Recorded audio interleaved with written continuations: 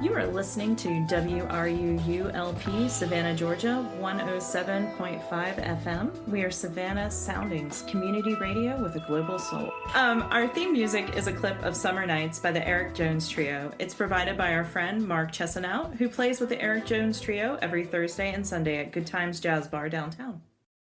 Hey everyone, welcome to Arts on the Air. This is Tamara Garvey, and I have the pleasure of being with Chris Monroe. Welcome, Chris. Thanks for having me. So glad to have you. Happy to be here. It seems from your website, actually, your writer name is Kristopher Monroe. Yeah, that's my byline. Okay. But you can call me Chris. Okay. If anybody's Googling you, call you Christopher, Yeah, right? Christopher with a K. Yeah, exactly. There is also another Christopher with a K out there, which I found in New York. And I think we were battling for Google hits because he was like doing all these things, and he's a performer, and I know that we knew about each other. Yeah. I was trying to you get were more duking Google, it out? Yeah, duking it out on Google hits. Have you won on Google?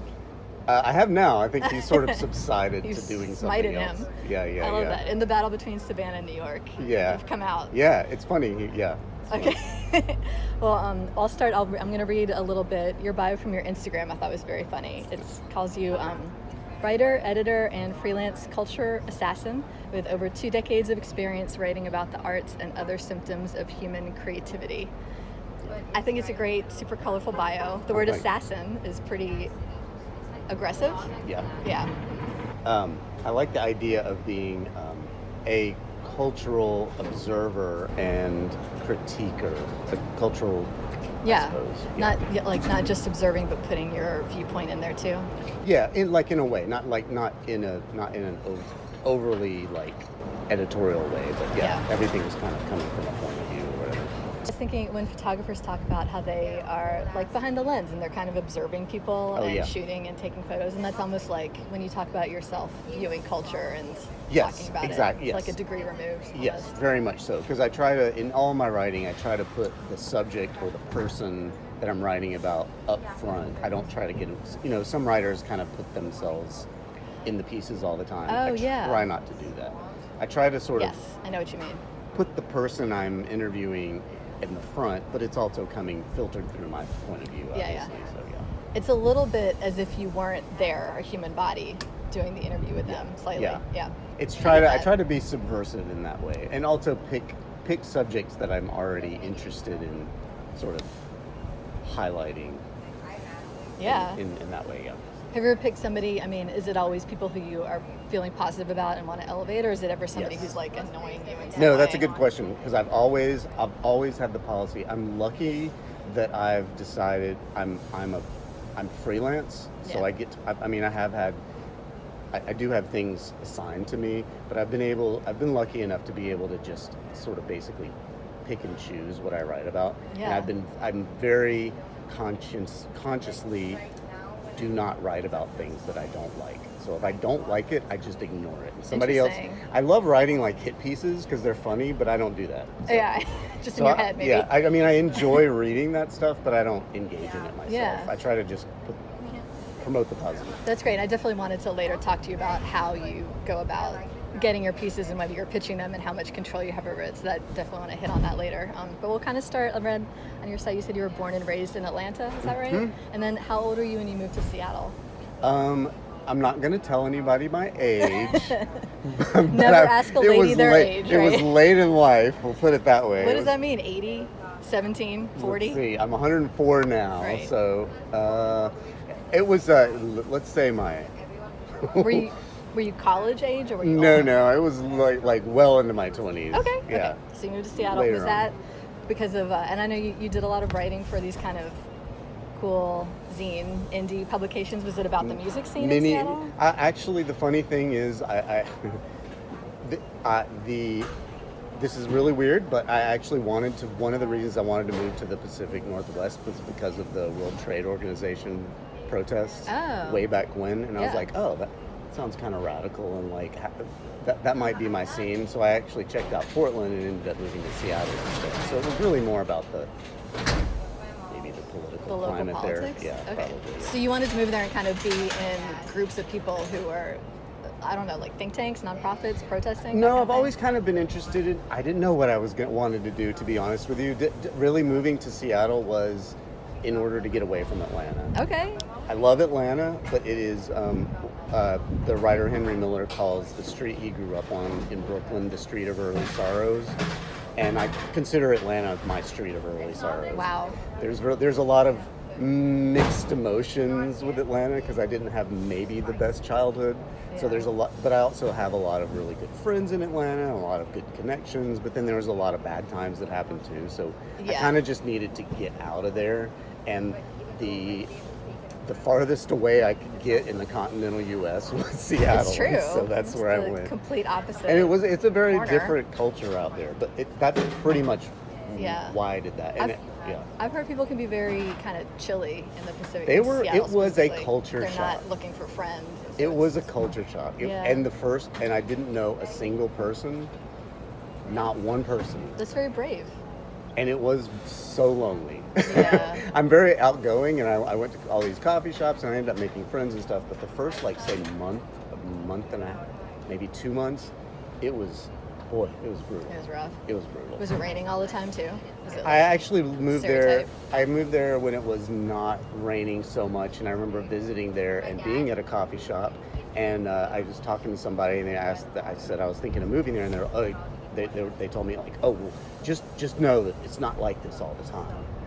It sounded like they didn't really want me to move there. It's not nice like this all the time. I was like, yeah, I know, I like the rain. And then I moved there and I realized I freaking hate the rain because it sucks when it rains all the time. You can kind of imagine what it's like to be raining all the time, but until you're in it, you don't really know. It's pretty bad. Yeah. When you moved there, were you doing freelance writing? I was. I started writing in Atlanta. I started kind of doing that, but I kind of really took it seriously when I moved to Seattle, and I wrote for this really awesome publication there called Tablet Magazine. It was actually a free alt weekly there. At the time, actually, Seattle had no less than 3 alt publications. Yeah, they seemed like they had a lot of things that were publishing like collages and poetry and just like these real like multi. Well, and even cool like mainstream, magazines. there was like the Seattle Weekly, which was their like kind of mainstream alt weekly. Then there was the Stranger. Yeah. Which Dan Savage, know, from Savage Love, he was editing that at the time that I was there. And then there was Tablet. Tablet was also a weekly at the time, a bi-weekly. Yeah. And we were sort of the more like punk rock, like alternative. But yeah, so I started doing that, and I got into writing about art and stuff. How easy was it? So you arrived and you had some clips that you'd written when you lived in Atlanta. How easy was it to approach editors and start getting things? I like dove in head first, and I just started pitching stories and stuff. And I actually pitched stuff to the Stranger, and they didn't accept me. So I went with Tablet, and it all worked out for the best. It just happened that way. Yeah. But it was pretty easy, and I ended up writing. It's funny. I just posted something on Instagram about a lit publication that I wrote for in Portland, and I didn't realize how many interesting people. Like the next page of that publication had an essay from Todd Haynes, if you know, like the director, Safe, right? Yeah, the directors. He did Safe and Far From Heaven. Did he do Welcome to the Dollhouse, or am I thinking of something else? That's Todd Solondz. Oh, okay. Wow. Who I also randomly ran into in New York. That's a whole nother story, though. Okay. I think I'm one of the only people that know what he looks like. I do know Far From Heaven. I do know that one. Yeah. Okay. But it's just weird to like look back and go, oh, this really super famous person wrote something next to me when I was just a beginning writer, and kind of figuratively rubbing elbows with him. How was the vibe there when you were living in Seattle? Did you feel like you needed to like really be part of the community and understand Seattle and be writing about it like as a local, the way kind of in Savannah people it's like you need to know about Savannah to write there? No, I don't think so. I think Savannah's a little more provincial like that. That's not necessarily a bad thing, but no, it was more just I think it was more just like arts and culture stuff. And I was writing about like street art and that sort of thing, and there's some really cool galleries there that exhibited stuff like that. So one of the magazines you wrote for was the one that Shepard Fairey had started? Yeah, Swindle. Yeah, okay. Yeah. So it was a lot of street art kind of thing. That's basically what I got my start writing about art, because I've always been interested in graffiti and stuff, and so I've written for some publications that cover that stuff, and then it sort of just ended up transitioning, and I've always liked art, so then it just transitioned into like other stuff. When you was in Atlanta and growing up, did you have any art training or anything at Nope. some point? Like, how did you ever get Nope, into not writing about any. art? Because I like art. Yeah. So, Because okay, so I that's duped possible. everyone. I duped everyone into thinking that I could do this. Okay. But yeah, no, that's literally it. You pulled out a thesaurus for your early articles, and then from there you just could keep going. Yeah. No, I really was like, it started, it's funny because I think about it and I'm like, well, I really like, maybe I'm blowing my cover now, but no, yeah, I mean, I just started writing about like street art and stuff like that, and I got to know gallery owners and more of like what they call pop art. Yeah. But I don't know if that's a term that people still use. They do. Pop yeah. surrealism There's, and that sort of thing. Ashley, I think Longshore or Longfellow. I'm bad with names. She's in New Orleans. She's a famous pop artist. Yeah. I'm familiar. But then it just kind of became into fine art and stuff, and I think maybe it's just more about like maybe just my writing perspective, because I've always been a writer, so I guess I try to just bring the same sort of perspective to things, whatever I'm writing about. Where were you? So when you were in your early 20s and you were starting freelance writing, like what were you imagining that you wanted your career to be? So that's a funny question, because I always go back to this, because I started writing sort of horror and science fiction. That's what I first got published. Okay. And at the time, it was a very niche thing. That's more like in the mainstream now. But so much of it was just really crappy, like vampires and werewolves and stuff, which is not what I do. And I was like, you know what? I don't want to make a living doing this, because I'm going to get pigeonholed into this just super ultra nerdy genre, like niche, and I didn't want to do that. So I totally gave it up. But I've kind of come full circle and started writing. Right. Stuff Now that like you have this that. whole career of doing And now I'm like, writing, oh, and now it's in the dabble. mainstream, and everybody likes movies based on comic books and stuff. So it's like, okay. Was that back when, was it like, were blogs big and kind of you were just It was publishing right yourself when on blogs? I'm totally dating myself, but it's totally right when like the internet was starting to be a thing. And I go back, and it's funny because I was reviewing movies for this one horror website. And that's one of those, there's so many things I've written that have disappeared into the internet ether. Yeah, or the links don't work But anymore. recently I found that website, and I'm like, oh my God, really? it's so embarrassing. This is like stuff I wrote like way, way back when that I wish disappeared. Did you find it isn't there like a Wayback Machine? There is. But this one's just like regularly on the internet. I'm like, of course, of all the things still there. It's still there. Yeah, it was So tell us the embarrassing. name so we can look for that? No.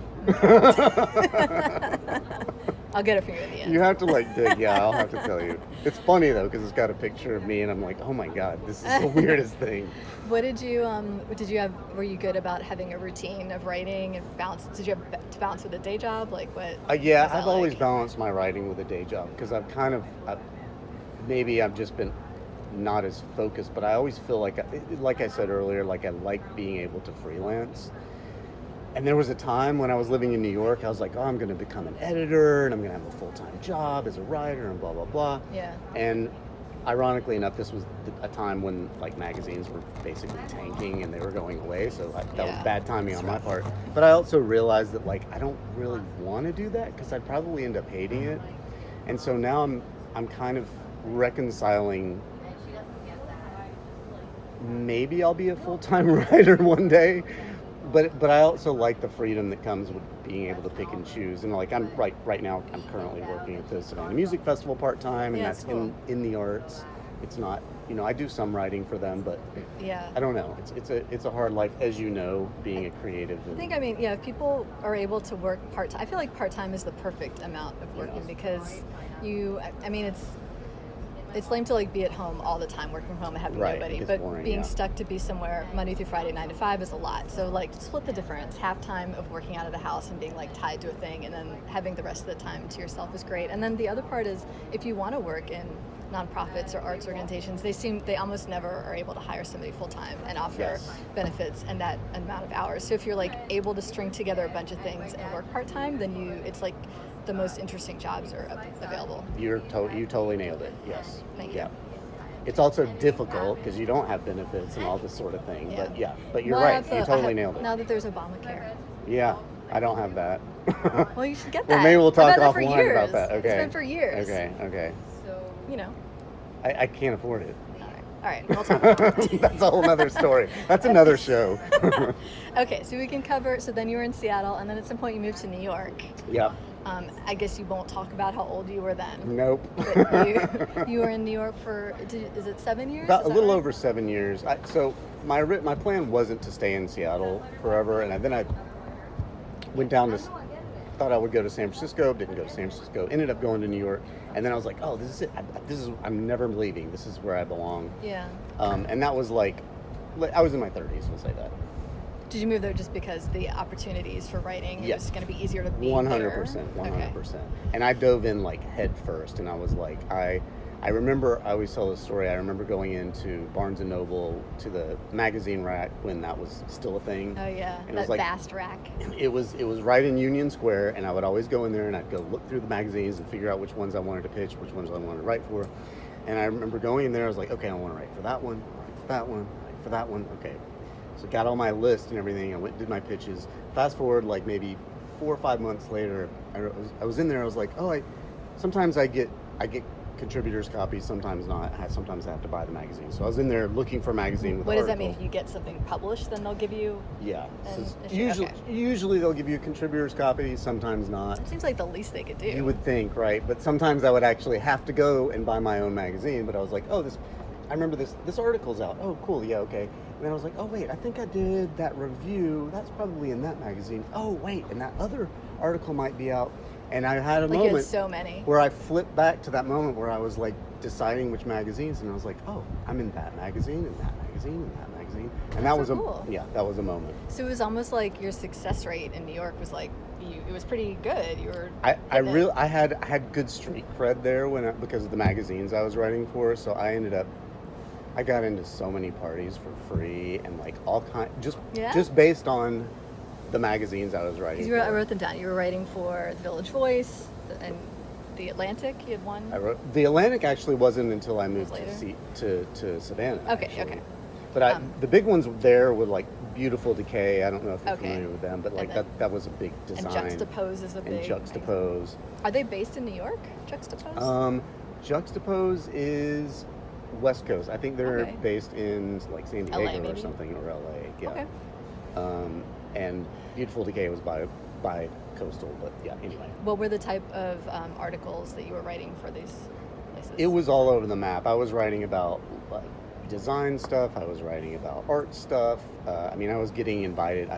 I wrote about this hotel in Mexico, and they invited me to come stay for free. No and I was way. like, oh well, if I could afford a plane ticket, I would love to, but I didn't get some of those perks. But I got some really good perks from some of the design magazines and art magazines and stuff like that. Yeah, that must be fun. Yeah, it was awesome. Even just to be able to go to, like, the museums are expensive to go to, so even if you just like get a free pass to go to the Guggenheim I got or into something. so many free things, and there was one, I always tell this story too, there was one moment where I was writing this article on, I don't really drink too much anymore, but I was definitely drinking in New York, and I was doing this article on high-end liquors like vodkas and scotches, and I was really into scotch at the time.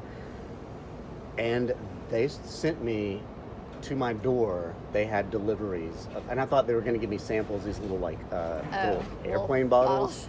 They brought me full fifths of these scotches. Oh. Like bags and bags and bags of them, and the cheapest one was like $80. They were $80 to like $200. There was one bottle they brought me that was $500, and it was one of the only like 10 bottles released in the entire United States. Wow! But I was so broke at the time that I ended up selling that bottle. Like on Craigslist? And no, it was totally like a drug deal. I had to like find who would buy this bottle, because I was like, oh, I'd really love to drink this, but like I'd also really love $500. Wow. But there's a place called, it was a very specialty place in New York. I called a couple of liquor stores, and they're like, oh, I think this place might buy it. And we went and did this exchange, and he gave me like $500 in five $100 It really bills. was this limited edition It bottle. And I was like, So I'd love to try this when you open it. And they're like, no, we're gonna put this in a safe and open it like 20 years from So now. you hadn't received this liquor to drink it, to review it for an article. It was just No, it was to drink to review. So how did you review it? The funny thing is, the magazine folded before I even wrote the article. Oh my gosh. So I got all this free stuff, and I was like, what's gonna happen now? Like, are they gonna come after me? But too bad that so the liquor company never actually got their article. No. That's crazy. They could still, they might be listening to this now. Yeah, I know, but it wasn't my fault. It was the magazine's fault. What magazine was that? I shouldn't say. Okay. I shouldn't say. But they actually paid me really well, and I don't know why they went under at it, but like it was super high. That was the place that I was offered to come free, the motel. That's funny. Yeah, it's kind of crazy. Do you have a secret formula for doing your pitches at this point, and has it evolved as time has gone on? Yeah, I think my secret formula is basically to like just be a person, because I've been an editor myself and I've had people pitch me, and whenever you get the like really boring, like this is the email I send to every single person. Yeah. It doesn't really hit. So I try to just like have my personal voice in there, and do you do, in case seems to do well. If people are listening and they're looking to break into this, do you like attach a couple of like links or clips of generally past things yes, yeah, and I listened to your article on with Ariel, which was awesome, by the way. Right. I really enjoyed that. And yeah, and she mentioned like that she would include links to her stuff, and I do that sometimes. I usually try to kind of formulate the article and send kind of links to the articles that I'm reading that would inform the article I would write. Right, for sure. That's usually what I do. Would you be, when you lived in New York, would you be like going to any of these magazine offices to do the writing, or are you just writing from home? No, it was all freelance. I mean, I got to know a lot of editors and stuff like that. Would you have to go into the offices to talk to the editors at all about working through things? No, it was mostly all remote. Although I did work on this project with the painter Eric Fischel. I don't know if I'm not familiar. Yeah.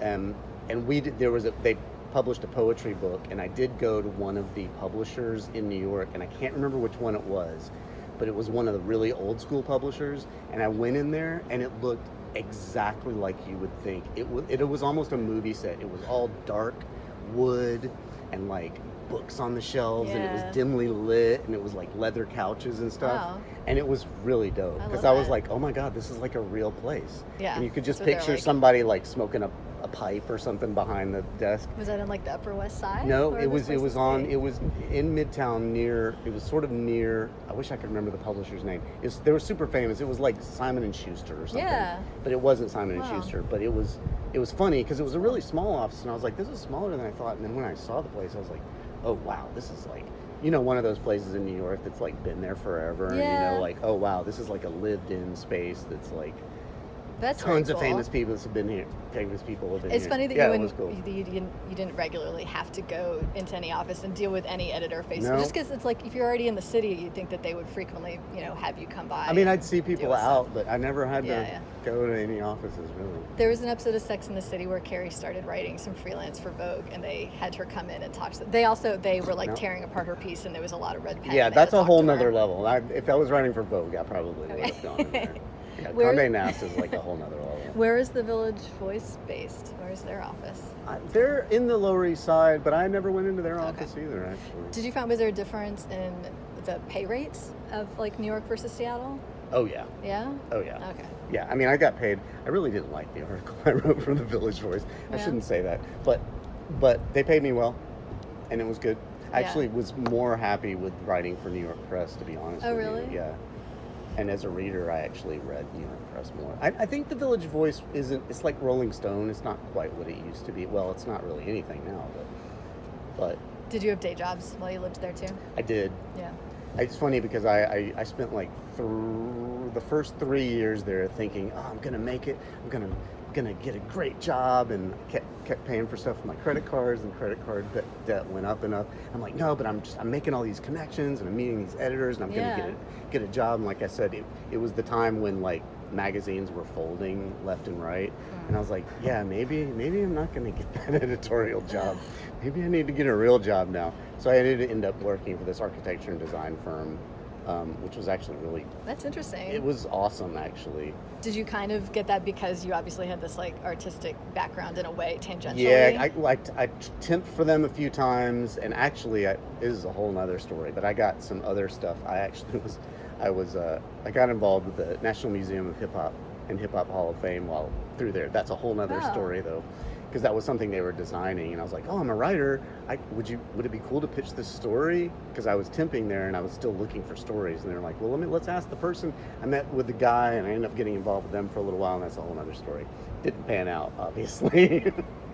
but yeah, I ended up working there, and I was like, oh, this is it was a really creative place. It wasn't one of those like square architecture and design firms. It was like really lively and kind of avant-garde. Yeah, very much. And I think I just fit in there. I did fit in there because they liked me. I liked working there, and they ended up offering me a full-time job, and I was like, yes, please. I'm broke. and then I actually, the funny thing is, I quit writing for a while because I was like, this is too much. I just want to live like a normal person in New York just for have a the while. one job. Yeah, and it was I was long hours and stuff, but I loved it at the time. It's hard. I think we overlapped living in New York. I think we did. I was there from 2010 to 2017. So I left there. I was there from 2005, and I moved to Savannah in 2013. Okay, so you overlapped a few years. Yeah, there. we definitely did. That's funny. I'm sure we saw each other across the way. We didn't know. So there's 3 years that we both were there. I had a full-time job at the beginning, and then it was in 2013 that I quit that full-time job to like do my art. And that's pretty impressive. I'm impressed with that. Yeah, so I had to have a part-time job while I was there, but that's the last time I ever had a full-time job was 2013. I'm impressed with that. Thanks. Actually, me too. Last time you had a full-time job? Yeah, word. All right. Amazing. I love that. I mean, I kind of wish I had a little more income now, but it does give you freedom, right? I mean, it gives you freedom to kind of live on your terms. It's very hard. I mean, once you're out of that, I think it'd be very, very hard to go back to having to go to an office from 9 to 5, Monday to Friday. Yeah. Real hard. I mean, I love the Savannah Music Festival, but they're in an office with lawyers, so it's a law office. Ew. So not very interesting. Like, it's very office-y. And I hate it. I mean, I like working at the music festival, but it's just like, oh God, it's 9 to 5, office, ugh. How often do you work there? Like 2.5 days a week. That's perfect. It's That's very manageable. Yes, and I love it there, and I'm happy with it's cool. Yeah. Well, this is good. Okay, we're gonna take a little station break, and then this is a great time. We'll parlay this into. You do a lot of community work, and you're on boards and various things like that sound very adult and important. My other life, yeah. We'll talk about that too. So again, everyone, this is writer Kristopher Monroe, and I'm Tamara Garvey, and we will take a little break. You are listening to WRUULP, Savannah, Georgia, 107.5 FM. We are Savannah Soundings, community radio with a global soul. Trees are one of Chatham County's most treasured natural resources. Beyond their beauty and cultural significance, the impact of trees are far-reaching and compounding, spanning from economic benefits to health improvements to climate change resilience. Trees are woven into every aspect of our lives. Savannah Tree Foundation protects and grows Chatham County's urban forest through tree planting, community engagement, and advocacy. More information is available at savannahtree.org. This portion of WRUU's programming is brought to you by listeners and by Brighter Day Natural Foods. Brighter Day Natural Foods has been serving Savannah's healthy food and supplement needs since 1978. It is located at the corner of Bull Street and Park Avenue. They have online ordering and curbside delivery available, and now a walk-up window for smoothies, juices, and sandwiches from the deli. They are open from 9 a.m. to 7 p.m. Monday through Saturday, and 10 a.m. to 6 p.m. on Sunday. More information can be found at brighterdayfoods.com. What does it mean when we say that WRUU is a community radio station? It doesn't just mean that we invite the community to create programming, and it doesn't just mean that we're a voice for the community. It also means that we're counting on the community to keep us going. And you are the community. Almost all of our modest budget comes from small annual or monthly donations from listeners like you. You get to enjoy our community-focused programming because many others have stepped forward to do their part. Now do your part by joining our community of listener donors. Go to WRUU.org right now and make a one-time or monthly donation. And thank you for supporting Savannah's community radio station, 107.5 FM. Hey everyone, welcome back to Arts on the Air. This is Tamara Garvey, and I am with local writer and culture assassin, Kristopher Monroe. Chris Monroe. Arts advocate, you can add that too. Yeah. That's definitely more positive than we're an assassin and an I'm advocate. Both. When we were going to the break, we were talking. We still had you in New York, but let's bring you to Savannah.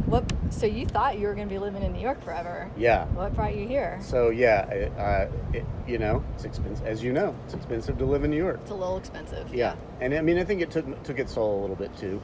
But yeah, Savannah was actually. I had no plan to move down here. longer story that I won't go into, but I was just planning on staying here for a year or two and moving back up north, possibly to DC. Never been to DC really. I've been through there, but it was just kind of a vague idea. But I moved down to Savannah, and here I am still, 10 years later. I didn't know if you kind of came down here because like your family was in Atlanta and you wanted to be a little closer to them, but not specifically Atlanta, and Savannah's more artsy, and if that was why. It's actually, my family is more in Florida now, but it did feel like more familiar just because even though I never lived in Savannah, it was sort of, Georgia was familiar to me. Yes. Yeah. I would think growing up in Atlanta, you'd be really familiar with Savannah, right? And that over the years, it's just getting more and more artsy. Not really. All right, Oddly enough.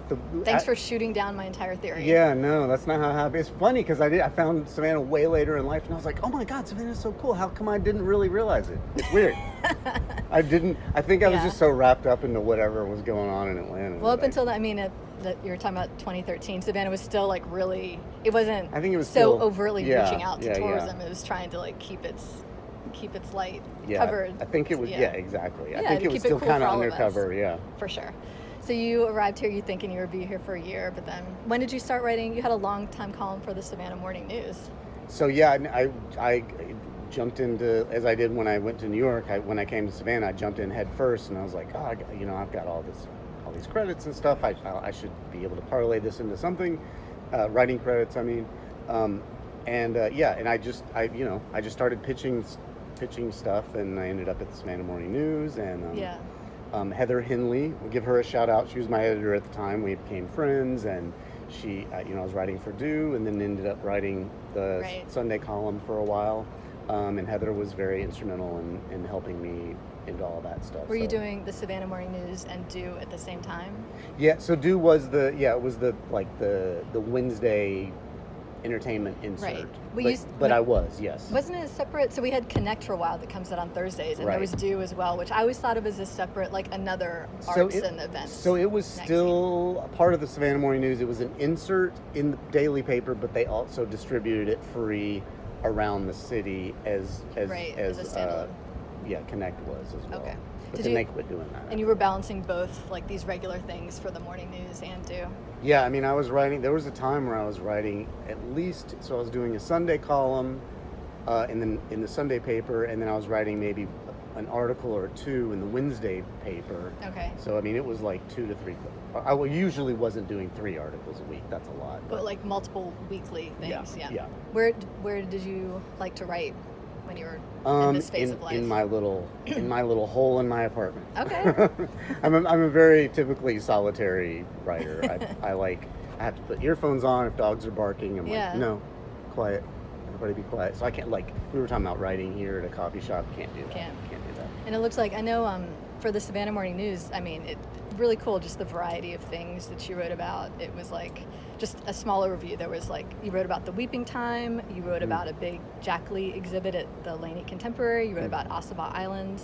How much freedom, did you get to this relationship with your editor where every week you could just do whatever you wanted, or do things have to be approved? How did that work? She okayed everything. That's why I wanted to shout her out, because it was literally, she would offer things, but I'm pretty good at having freelance my whole life, so I'm always trying to look for story ideas, and it was basically, I just told them what I was going to write about, basically. Okay, you just give a heads up, it's going to be this. And they were really good about we were friends, and we had a good working relationship and stuff, so it was I consider myself very lucky, because it was basically, I would just go find what I was going to write about. I have the mentality of writing for periodicals, so I always try to, it's always I try to make it a timely thing. You're looking ahead at what's coming up that week. Right. Was there ever anything that you wanted to write about that was going to be a little more political, or too pushing the envelope, that was going to not? I try to stay away from overtly political stuff, but I did write about a pro-choice art thing. And I did write about this a couple of times about Islamic art, which shouldn't be controversial, but that would be, But apparently it is, so. But it was okay, you got it through. Yeah. As far as the paper goes, they were fine with everything. Okay. Yeah. And then for Do, you were was that what you were doing weekly, like reviews of specific art? Yeah, that shows? was more of like, I wouldn't say reviews, but just like interviews and stuff. Yeah. Yeah. Yeah, so I wanted to ask kind of if you're not like reviewing art, like giving an opinion. This is no, successful, when people, this is not I successful. vehemently reject the art critic or the critic like title. I don't, Yeah. which is fine for other people, but that's not what I do. I try to, like we were talking about earlier, I try to promote stuff that I enjoy. Yes. And if I don't like something, I just ignore it. No. Would you call it like a profile, like an artist profile? Yeah. That style of writing? Yeah, okay. yeah. Is there a call, like, are there publications in Savannah that are wanting people to write about art and really review it and give I think yay or nay to it? No. Okay. I mean, I guess that's up to the writer, but no, I don't really know. Because I hadn't really ever come across reviews like that in any Right. Savannah papers, so I didn't know if that's just honestly, not now that I'm the thinking thing. about it, when I was involved in Art Rise Savannah, which was way back when, we had a blog called Savannah Art Informer, and they did run some review type stuff there, but that's Yeah. long gone That's a now. long time ago. So, yeah. Let's talk a little bit about you do. So now you've blossomed into this full adult where you sit Yes, on like finally. boards and things. Finally, I I'm once- grown-ass adult. I once went to a little like blurb at the cultural center to learn about doing a call for entries, and you were like sitting there on the board of like Oh, yeah. overviewing, I guess, for the city of Savannah when they Yeah, do so that was the pitches. Cultural Affairs Commission, Yeah. and they review the money that's given to arts organizations by the city. So gradually over time you've become on a few various different boards and things, right? Yeah, and I'm actually now in my third year of chair of the Savannah-Chatham County Historic Site and Monument Commission. I was vice chair for 2 years, and I've been on that board for almost 8 years now. Wow. But as it relates to art, that's the review commission that reviews public art. Okay. in Savannah. Mural pitches. Yeah. In addition to like historic markers and that sort of thing. Yeah, are you guys talking about the various, like the Confederate thing that's in the middle of Forsyth Park? Yeah, that's a whole. your We could purview? do a whole episode on that, I but bet. it has been my mission on that commission to get rid of those things. Yeah. And as you know, they're still there, but I haven't given up. Right. I There haven't was given one up. that's in Laurel Grove Cemetery Yep. as well. Yep. Yeah. Yep. And that one they have been, vandalized at various points. That's in the right. past. It was, yeah. But yeah, that's a whole nother thing. But yes, I'm Yes. still on the job on That's that part one. of that. I'm still on the okay. job on that That's one. interesting. So you guys are reviewing like mural pitches and then also this very serious like historical. Yes, and actually, in another bit of timely news, the renaming of Calhoun Square is coming up. We're actually going to be hearing that on our commission next month. Has it already closed for people to suggest names, and now y'all are going to be voting on what's It has, and so it's going through Park and Tree. This might be too much in the weeds, but it's going through Park and Tree Commission, then it comes to Historic Site and Monument Commission, and then City Council is eventually going to make a decision. Okay. So right now there are 14 names that need to be decided. There are quite a few good names there. Yeah. I feel like there's great there options. Are. I'm Yes, excited. Yes, Yeah. I feel very, very honored to be part of the process. The last time, there's only, I think, one. There might be two. I think there might be only one square that was renamed, maybe two. But the last one, I believe, was Telfair Square, and that was 140 years ago. Wow. So this is Good trivia. this is a very momentous For this occasion. to happen. What was Telfair Square named before? I can't remember. But it was offhand. something I like can get you that horrendous, or- information if you want. Yeah. Like, was it something so offensive that they It had was. to change it to This was Telfair? 140 years All ago. No, I think it was renamed Telfair Square because of the Telfairs. Okay. Wanted it renamed Telfair Square. I think I don't know the history, but I'm guessing that's probably what went down. Yeah. They were offended that somebody else's name was on it. Was probably what it was. What is it like? So when you sit on a board, what does that mean exactly in terms of time? Well, so the Cultural Affairs Commission was a lot more of a time commitment because we had to go to various events, like arts events, and Yeah. evaluate them. With the Historic Site and Monument Commission, it's not as much. We just meet once a month, and we evaluate these we call them petitions that come before the Right. You commission. have a docket. Yeah. Okay. And so there's a little bit of like, the staff does most of the research there, but basically we're just reviewing it. And the main thing with the Historic Site and Monument Commission is it's a forum for public comment. So we'll hear the public's comment and we'll take that into consideration with Right. our recommendation. I'm imagining like on episodes of Parks and Rec where they would have these open meetings and all these like local dumbasses would come and just pitch insane things. It's funny because usually there's almost nobody at those, because it's usually like a historic marker or something, but something like when the Waving Girl, I don't remember if you, When know, it if you moved remember. from one end of the river Well, to the they other? wanted to move it, so it didn't end up happening, but that was a very controversial, and Yes. the room was, we actually had to move our meeting to the county commissioner's office, because it was a bigger room, and there was tons of people, and people were every once in a while there's a controversial thing, like the square renaming will be, Right. I'm sure It's there'll be a lot of people for that, but usually it's like 3 or 4 people. Okay. Right, yeah, so the Waving Girl, okay, it didn't actually move. It was weird because we voted to recommend to keep it where it was, Yeah. but then the previous city council overrode the Historic Site and Monument Commission decision, which I thought was not good, and then they were going to move it, Yes. but then this city council that's currently sitting now gets credit for overruling the previous decision, and then so it stays where it is. Great. Which is the right decision. So we can still go visit it on the east side of the river? Yes. Okay. But it was a very odd situation because, well, I'm going to keep my mouth shut on that one. But I was yeah, wondering, that was so an odd situation. when you spoke about a minute ago that when you were on the cultural, what was it? Cultural the Affairs Commission. And you would go to events and things for that. Can you parlay that into writing freelance articles about like the cultural things that you're seeing? Or is that a weird conflict of interest? Probably not. I mean, I never really thought about it, but I there might be some ethical concerns about that. Yeah. But I mean, Savannah's such a small town that it's like there's not that. I There's was only so wondering, many arts organizations these various, that exist. like you're on this organization or now this historical board, and so the like issues that are coming up, like are the issues in town, and that's what you would be writing about. Yeah, I I mean, will say that when I started working with the Savannah Morning, Savannah Music Festival, I did actually have to come off the Cultural Affairs Commission because Savannah Music Festival gets money from the city, so Yeah. you can't be on that commission and be an employee of an organization that receives money. Oh, that so makes I actually sense. had to recuse myself, which is fair. I mean, I Yeah. understand. It was too bad, but it makes sense. What do you do for the Savannah Music Festival? I work in their development department, no less, which is like the raising money part and stuff. Yes, it's all very confidential, but I get to see who gives what, and it's very, very interesting. So, and you get to go to lots of performances? Yeah, I mean, I worked during the festival, but I got Yeah. to see pretty much everything. That's very cool. It was pretty cool. I mean, there's some stuff that you're just like, oh, it's been 11 hours in the day, and I don't even care anymore. But then every once in a while, you have this like euphoric moment of, seeing some music that I wasn't even aware of or something. I was thinking about starting to volunteer either at the Music Fest or maybe at the Jazz Fest, because I love the Jazz Fest always does the free stuff in the park, but the Music Fest, honestly, all the ticket prices, I was like it was a little. Well, that's when you maybe we should volunteer and you get it free. Yeah. Yeah. So a little shout out to the listeners.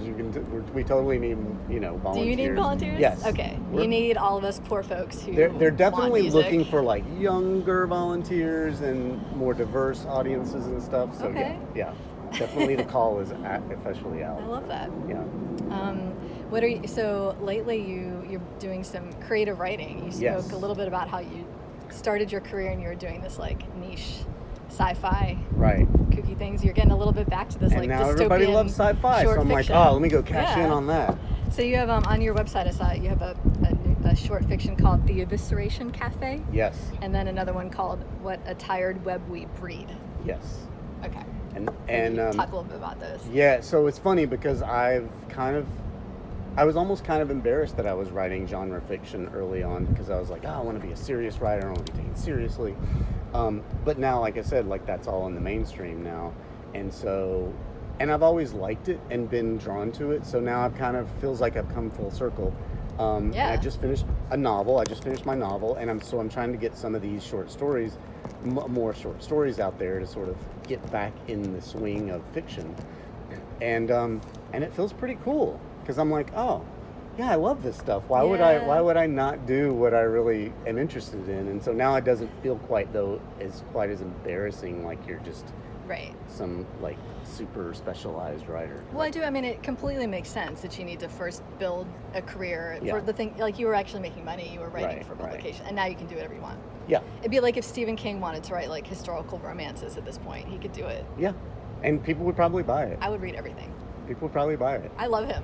Yeah. I would read So anything he wanted. it's cool though because I've kind of and it's funny to go back and look at it and go, wow, man, I've done some. I mean, not to sound like I mean, immodest or anything, but I was like, man, I've done a lot of stuff. Okay, now I kind of take account of that and think, well, okay, this is my sort of next step in my writing career is this book and getting some short stories out and stuff. It is actually way harder to get short stories published than like pitching magazines, at least to me, because it's not a world that I've been in for so long. Yeah. So what is the definition of a short story? Is there any short fiction based on just something you make up? Okay. Yeah. But is there like a cutoff between a short story and then a novella and then a novel? Yeah, I mean, there's a bunch of different like word counts and stuff. Usually most short stories are between like 1,000 words and maybe 5,000 to 7,000 words.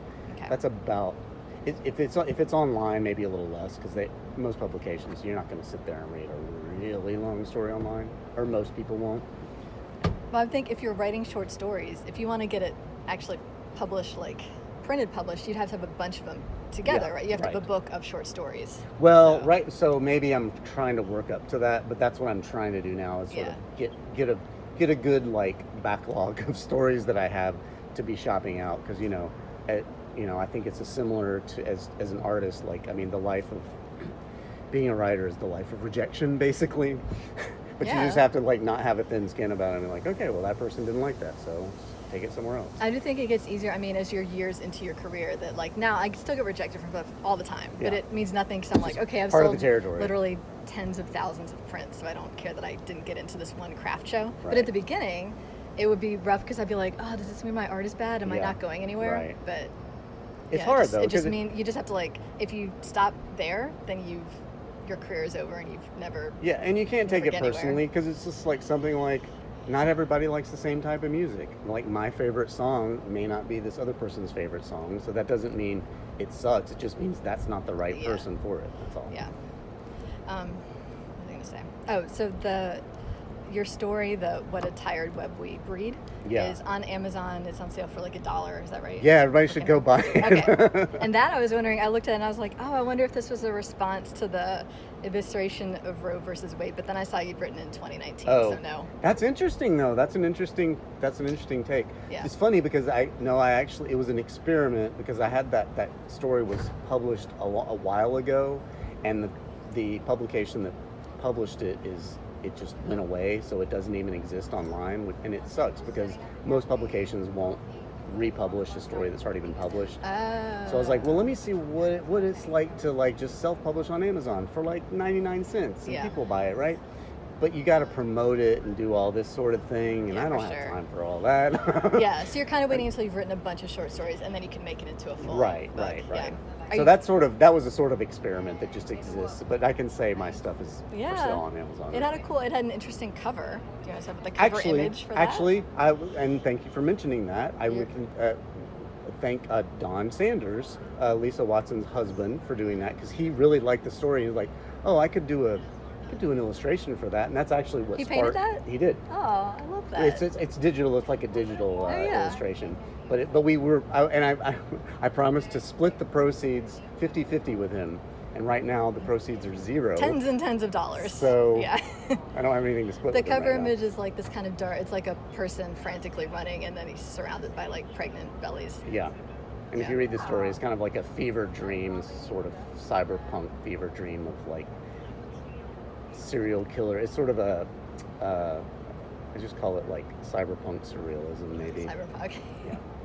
For lack of a better term. And you said you've just finished an entire novel? Yes. What's can you tell us the title? The title is Disrupture, and I call it pre-apocalyptic fiction. Everybody's doing post-apocalyptic. I'm doing pre-apocalyptic. This is the moment before the apocalypse. Yeah. All right. It's basically what's happening right now. Are you into like Terminator and RoboCop? And I like that stuff, but this one's more of like light sci-fi. There's not like a bunch of robots roaming around and stuff. It's more of a story about the characters and what's happening to this decaying society, or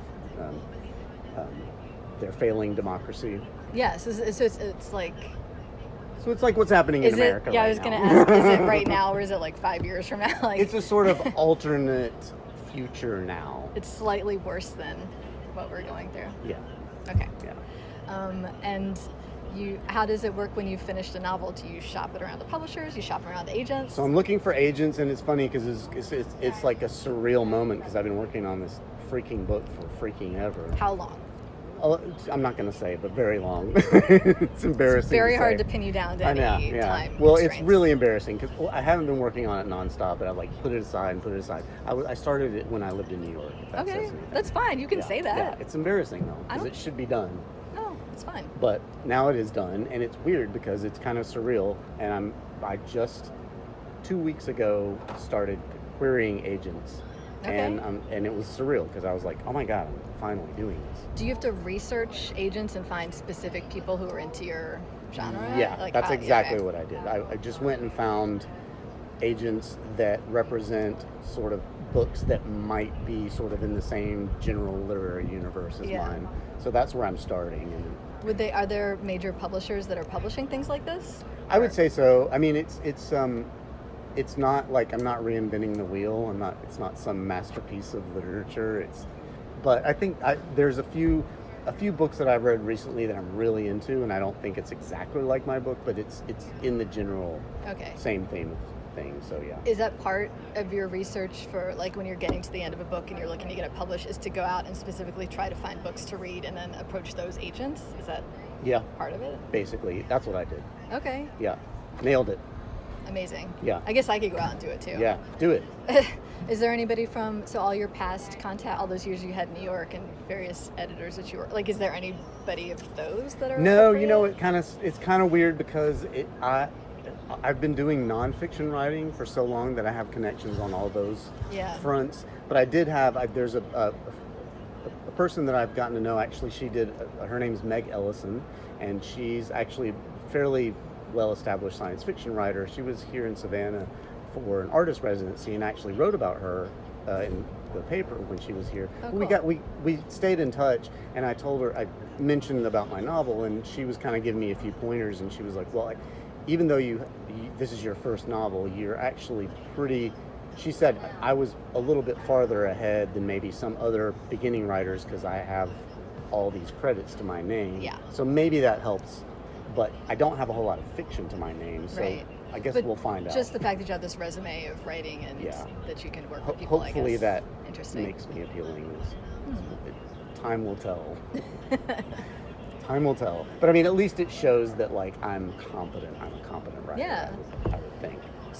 So lately your life is you're working part-time for the Savannah Music Festival, and then you've been chipping away at your novel writing. Yeah. Do you have a routine? Do you have a daily routine? Yeah, I mean, that's so boring for people though, I feel like. I think it's cool. Like people I do some drugs and then I run around, lay upside down, and no. I think it's interesting in the sense that for an artist, like it runs the gamut, and I feel that's true. I think when you're young and you're just getting started out, you maybe think that there's only one way to go about things, and if you're not built that way, then you're not going to make it. And so I think it's helpful to hear other people. Okay, no, that's fair. That's a good point. Just to hear that, because I remember once being in class at SCAD, and there was a professor who was like, you guys should be carrying around sketchbooks all the time, and you should be sketching all the time. And if you're not passionate about it, then you're not real artists, and you're not going, like, basically, and I was like, sitting there listening and being like, oh, I don't do that. No, I don't walk around sketching all day. And I literally was like, I guess I'm not going to make it. I guess I'm not an artist. And I also hate it. Like, you hit on one of my pet peeves, which is like, I hate, especially with writing, when people say, oh, I write like 5,000 words every day. It doesn't matter if like what. And I call BS on that because I don't think most people even do that. Maybe some people do. But like, I hate the idea that like, if you don't do it like this, then you're not a real and it's never you're not a real artist. You're not a real writer. So no. But I do have a routine, which is like get up and I do my best writing in the morning. Then I play with my dog. Then I maybe do something else. But I have to have a few days back to back to get up and keep going. I don't know how. Like for instance, women with that have kids that are like raising kids, women or men, but like particularly like new mothers who've just had kids, like I don't know how, and they do it, like write a book while they've had kids, and I am totally impressed because I have to like, my dog has to be in the other room. I have to have no noise. I can't like just sit down for an hour and bang something out. Just I have to like, you need a big block. And I have a dog too. A dog is a lot of work. Yeah. And sometimes she's like smacking her mouth, and she's the sweetest thing ever, but I'm like, nope, not right now. Yeah, they're high maintenance. Distracting.